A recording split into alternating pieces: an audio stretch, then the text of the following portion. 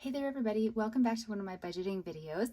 This is sort of a part 2. I recently put up a video with my weekly update for my digital cash envelopes, and then I combined into that video information about my holiday spending because I've started doing my Christmas shopping.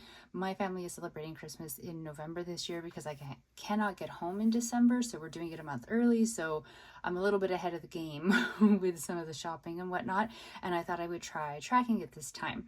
So I am very carefully and cautiously, I suppose is a better word, using my Visa card for very specific purchases, but only when I know that I can pay them off within the same billing cycle.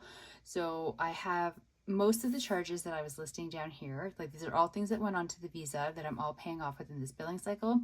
The majority of them are Christmas items, but there were a couple other purchases that were made, so they kind of got caught up in the Christmas holiday update spending. But here's what went wrong. So I won't go through all of it in detail. You can go back and watch the video that I already put up explaining all of it, but I'll try to put in little snippets of information so it makes sense in case you haven't seen it. Basically, I had purchases for the cat and purchases for Christmas shopping, and then I had two sort of random Visa charges, one from WordPress and one for an item that I purchased for myself. So my mom sorry, I can't think. I'm so fumbled because I'm so excited. Okay, I pick what budget planner I want for every year, and my mom likes to buy it for me as like a birthday and or Christmas present. My birthday's in December, so presents always get combined. So I picked my planner, and it was $34.71, and she sent me $50. Now, I told her how much it was, but she always sends a little bit extra. So I put $50 onto the Visa, and that was the $50 that my mom sent me to go towards the budget planner. I figured the extra could go towards some of the other charges. I had a WordPress charge of $29.12. That was going to come out of the text syncing fund that I have, so I made that payment. And then $173.76 for my present syncing fund to cover all of these items listed right there, which are all Christmas and birthday presents for family and friends. So I should have been left with still the balance remaining of the purchase items for the cat, as well as a recipe book that I bought myself, minus $15.29 because mom overpaid for the book. But instead, my Visa card was showing that I still had a balance of $40.59. And I was confused, and I couldn't figure out where the math had gone wrong. I redid it multiple times. It just did not make any sense. I was just like, should I just pay the $40.59 out of the cat's money because I know I haven't actually paid that, and then try to figure it out later because I really want to be paying purchases on the credit card off before the billing cycle ends because I don't want to be accruing interest. Well, I'm that person that like daily opens up my banking app just to sort of take a look at it and make sure everything looks okay. And honestly, I'm doing it right now because I'm very impatiently waiting for my line of credit to update to the new billing cycle so I have my new month-end total. So I was really looking for that, and I noticed the balance on my Visa card had changed. It was no longer $40.59. It had gone up to $165.62. And I was like, well, this is great. I mean, it's not, you know what I mean? But it's great because I just made the assumption from the amount that must be the purchases for the cat and then the recipe book minus the amount that was paid extra for my mom would sort of magically equal to that dollar amount. It does not. So the amount for Striker, $118.83, plus the amount for the book, $55.88, is $174.71, minus the $15.29, gives me $159.42, which is what should still be owing on the Visa card. So now I was just like, okay, so my numbers are still off, but now just with a larger amount. And I was once again back to being very confused. So I redid the numbers for, I don't know, like the millionth time, and I found my mistake.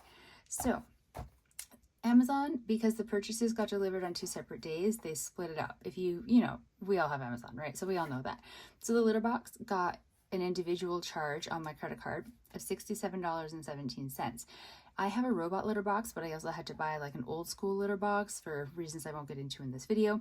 And the liner shipped together on a separate date.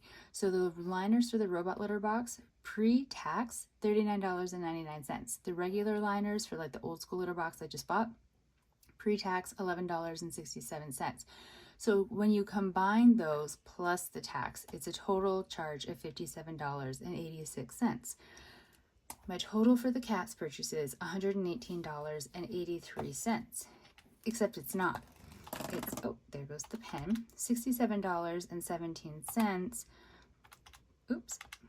$67.17 plus $39.99 plus $11.67 is $118.83. I added the amount for the liners pre-tax, not the total amount. So $67.17 plus $57.86 means that, I need to find my pen, the total for Stryker's purchases is actually $125.03. So that's how much that I owe from Stryker's digital cash envelope onto the Visa card to pay off his purchases. Now, if I take $125.03 and I add in the $55.88, which is from that book, I get $180.91. And then if I minus the $15.29, I get $165.62, which is the new current balance on the Visa card. So I did it. I figured out the math. I guess what this has taught me is that never trust that I've actually tallied up the correct things, and always make sure that I've used not the subtotal but the actual total in my math. So this page is actually so nice and neat, but we're gonna add to it because I want it to be updated. So I'm just gonna put, okay, so what is today? You know, I write the date down a million times when I'm working, and then as soon as work is done, I forget it. So October 29th, new Visa balance.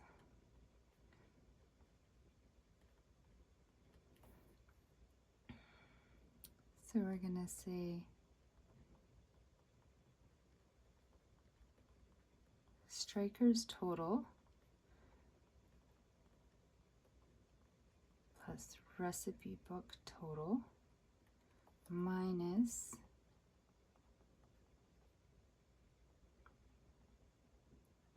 extra money from mom